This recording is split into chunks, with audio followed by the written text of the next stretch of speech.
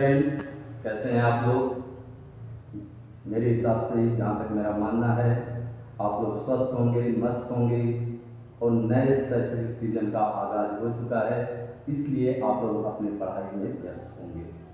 तो प्रिय स्टूडेंट्स, आज मैं बताने जा रहा हूँ क्लास 10 के मैथमेटिक्स का चैप्टर नंबर 12.1 वृत्तों से संबंधित क्षेत्रफल, जो कि बोर्ड एग्जाम के दृष्टिकोण से बहुत ही महत्वपूर्ण चैप्टर है और इसके प्रत्येक क्वेश्चन जो हैं अपने आप में काफ़ी महत्वपूर्ण हैं। इसलिए इस चैप्टर को आप लोग बहुत ही भली भांति बहुत अच्छी तरह से तैयारी कीजिएगा बोर्ड पेपर के हिसाब से। और मैं बताने जा रहा हूँ वृत्तों से संबंधित क्षेत्रफल प्रश्नावली 12.1 का क्वेश्चन नंबर 1। मैं इस चैप्टर के एक एक क्वेश्चन के बारे में बहुत डीपली आप लोगों को बताऊंगा और कहीं भी किसी प्रकार का डाउट होगा तो आप लोग कमेंट जरूर कीजिएगा। अब क्वेश्चन पहले बार पलटते हैं कि प्रश्न क्या दे रहा है। प्रश्न दे रहा है दो वृत्तों की त्रिज्या क्रमशः 19 सेंटीमीटर और 9 सेंटीमीटर है। उस वृत्त की त्रिज्या ज्ञात कीजिए जिसकी परिधि इन दो वृत्तों की परिधियों की योग के बराबर है।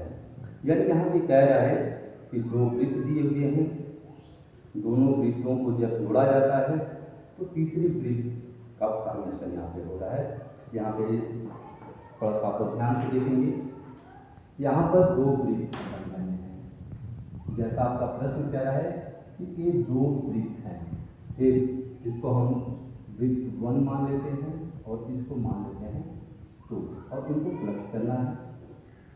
इसकी त्रिज्या इसको हम R1 फिलहाल मानते हैं जिसकी वैल्यू दिया हुआ है 90 cm, ये 90 cm दिया हुआ है। और वृत्त 2 है, इसको R2 कह सकते हैं और इसकी वैल्यू दिया हुआ है 9 cm। यानी जो फर्स्ट सर्कल दिया हुआ है, पहला वृत्त दिया हुआ है, उसकी जो त्रिज्या दी हुई है R1 19 सेंटीमीटर है और जो दूसरा वृत्त दिया हुआ है उसकी त्रिज्या R2 है। ठीक, अब देखते हैं, कह रहा है कि इन दोनों वृत्तों की परिधि को जब टोटल करते हैं या इन दोनों वृत्तों की परिधि का जो योग होता है वह जो तीसरा वृत्त बन रहा है उसकी परिधि के बराबर होता है। तो मुझे पूरा विश्वास है कि परिधि का फार्मूला आप सभी लोगों को पता होगा, जो कि 2πr होता है। तो यहाँ पे देखते हैं परिधि बराबर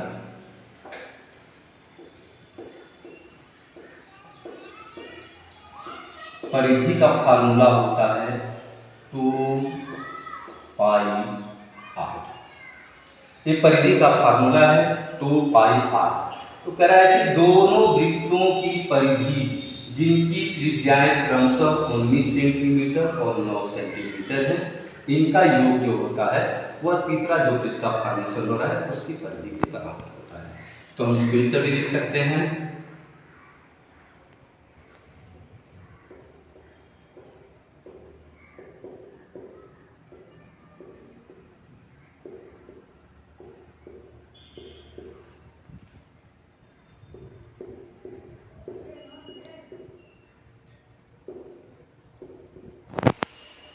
तीसरे वृत्त की परिधि बराबर पहले वृत्त की परिधि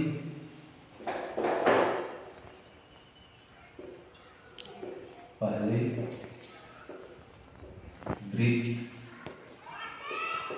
की परिधि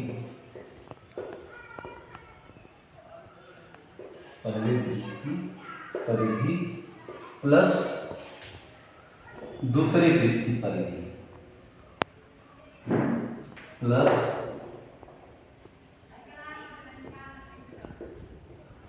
दूसरी वृत्त की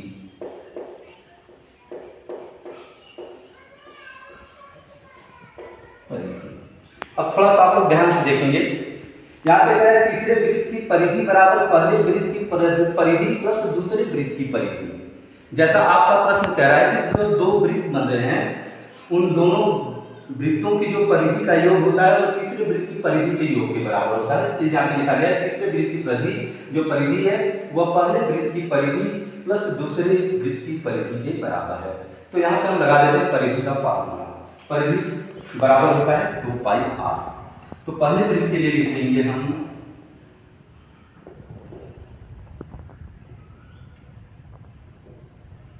2 पाई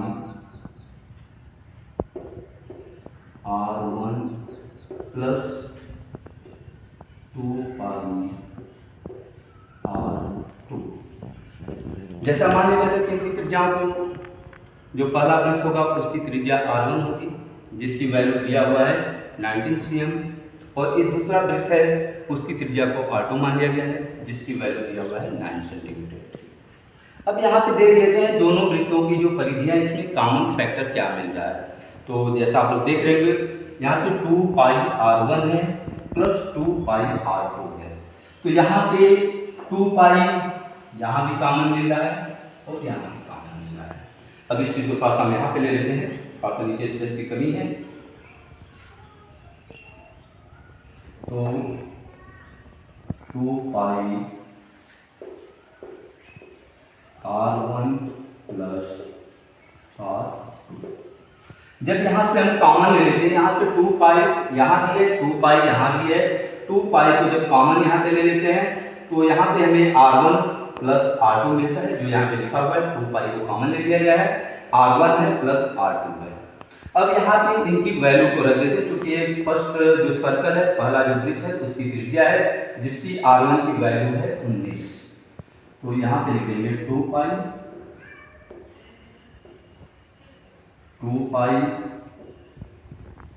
हो जाएगा 19 प्लस ये r2 है जिसकी वैल्यू है 9। इस क्रम कर लेते हैं, अब इनको प्लस कर लेते हैं तो हो जाएगा 2 पाई हो जाएगा 28 आ गया। अब देखिए क्या करेंगे, फिर इसमें कर लेते हैं 2 पाई, यानी इसको हम यहाँ से उठा करके हम यहाँ पे थोड़ा लिख दे रहे हैं। तो देखिए ये 2 इंटू पाई की वैल्यू होती है 22/7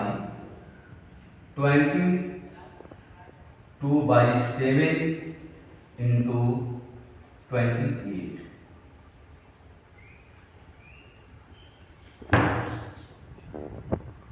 अब यहाँ पे देखिए आ गया 2 पाई और ब्रैकेट में 28। अब इनके बीच में मल्टीप्लाई का सिंबल है, यहाँ से तो हम मल्टीप्लाई करते हैं। जब मल्टीप्लाई करेंगे तो 28 से हम 2 में जब मल्टीप्लाई करेंगे 2 का तो क्या आ जाएगा यहाँ पे 56 पाई। जब 56 पाई आ जाता है तो थोड़ा, अब देखिए हमें ये तो निकल गया हमारे तीसरे वृत्त की परिधि। ये तीसरे वृत्त की परिधि निकल गया 56 पाई। हमें यहाँ परिधि नहीं बल्कि हमें तीसरे वृत्त की त्रिज्या निकालनी है। तो त्रिज्या हम निकालेंगे परिधि के फार्मूले से। तो निकालते हैं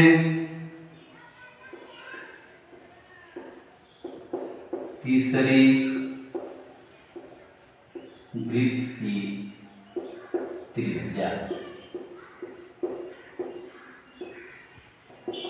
बराबर 2 पाई r3 बराबर हो जाएगा 56 पाई। ये तीसरे वृत्त की त्रिज्या बराबर हो जाएगा 2 पाई r3 यानी ये तीसरे वृत्त की त्रिज्या है जिसकी वैल्यू हमें निकालनी है।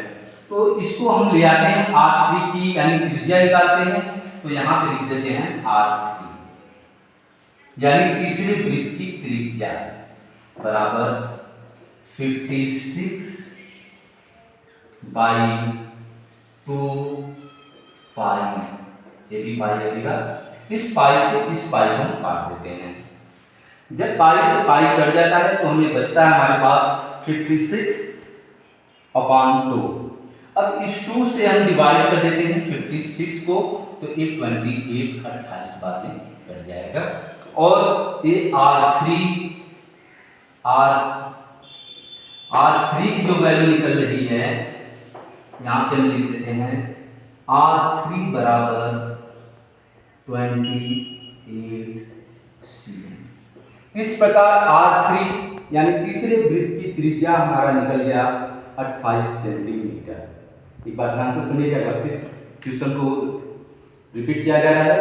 दो वृत्तों की त्रिज्या क्रमशः 19 सेंटीमीटर और 9 सेंटीमीटर है। उस वृत्त की त्रिज्या ज्ञात कीजिए जिसकी परिधि इन दोनों वृत्तों की परिधियों के योग के बराबर है। यानी यहाँ पे बता रहा है कि दो वृत्त दिए हुए हैं, एक को हम वृत्त 1 मान लेते हैं, दूसरे को 2 मान लेते हैं। यदि वृत्त 2 हैं तो स्वाभाविक सी चीज है कि इनकी त्रिज्याएं भी 2 होंगी। एक को R1 मानते हैं, दूसरे को R2 मान लेते हैं। और परिधि का फार्मूला आपको मालूम होगा कि वृत्त की परिधि का फार्मूला होता है 2πr। तो पहले वृत्त के लिए जो परिधि का फार्मूला हम लगा देते हैं 2πr1 और दूसरे वृत्त के लिए लगाते हैं 2πr2। अब कह रहा है कि ये 2πr1 एक पहले वृत्त की परिधि है और 2πr2 एक दूसरे वृत्त की परिधि है। और कह रहा है कि इन दोनों वृत्तों की यानी पहले और दूसरे वृत्त की परिधि को जब जोड़ते हैं तो वो तीसरे वृत्त की परिधि के बराबर हो जाता है। अब यहाँ पे R1 की वैल्यू दिया हुआ है, यानी पहले वृत्त की वैल्यू दिया हुआ है त्रिज्या की कि ये दिया है 19 सेंटीमीटर और दूसरे वृत्त की जो त्रिज्या दिया हुआ है 9 सेंटीमीटर। और प्रश्न में हमें कह रहा है जो तीसरा वृत्त बना है उसकी त्रिज्या निकालिए। तो यहाँ पे वैल्यू रख देते हैं, R1 की जगह हम 19 सेंटीमीटर डाल देते हैं और R2 की जगह पे हम 9 सेंटीमीटर डाल देते हैं। उसके बाद देखते हैं कि इसमें कॉमन क्या मिल रहा है। तो कॉमन फैक्टर जो यहाँ पे 2π मिल रहा है, पहले वृत्त में भी जो परिधि के फार्मूले में यहाँ भी 2π मिल रहा है। तो 2π को हम कॉमन ले लेते हैं जैसा यहाँ पे दिया गया है 2π, और हमें मिलता क्या है ब्रैकेट में R1 यानी पहले वृत्त की त्रिज्या प्लस दूसरे वृत्त की त्रिज्या। फिर 2π बराबर दिया हुआ है, पहले वृत्त की त्रिज्या 19 सेंटीमीटर दिया हुआ है और दूसरे वृत्त की त्रिज्या जो है वो 9 सेंटीमीटर है। अब इन दोनों वृत्तों की पहले और दूसरे वृत्त की त्रिज्याओं को हम टोटल कर लेते हैं। तो जब दोनों वृत्तों की त्रिज्याओं को टोटल करते हैं तो हमें 28 सेंटीमीटर मिलता है। फिर इस ब्रैकेट को जब हटाते हैं तो इस 2π में 28 से मल्टीप्लाई हो जाता है जो कि 56π मिलता है। ये तीसरे वृत्त की परिधि मिल गई हमें और परिधि का फार्मूला मालूम है 2πr। तो चूंकि तीसरे वृत्त की परिधि निकालनी है सॉरी त्रिज्या, तो 2πr3 बराबर 56π हो जाएगा और यहाँ पे तीसरे वृत्त की त्रिज्या 2πr3 बराबर 56। तो इस R3 को लाते हैं तो हमें त्रिज्या तीसरे वृत्त की त्रिज्या निकालनी है। तो R3 बराबर क्या हो जाता है, ये 56π ऊपर चला जाएगा और 2π नीचे आ जाता है। तो यहाँ पे पाई है 2π और ऊपर है 56π। तो इस पाई से पाई को हम काट लेते हैं, पाई से पाई कट जाता है। फिर हमारे पास बचता है 56/2। तो 56 को हम 2 से डिवाइड करते हैं तो 28 मिल जाता है जो कि तीसरी वृत्त की त्रिज्या होती है। यदि आपको समझ अच्छी तरह से समझ में आ गया होगा या नहीं समझ में आएगा तो एक बार कमेंट बॉक्स में जरूर बताइएगा। थैंक्स।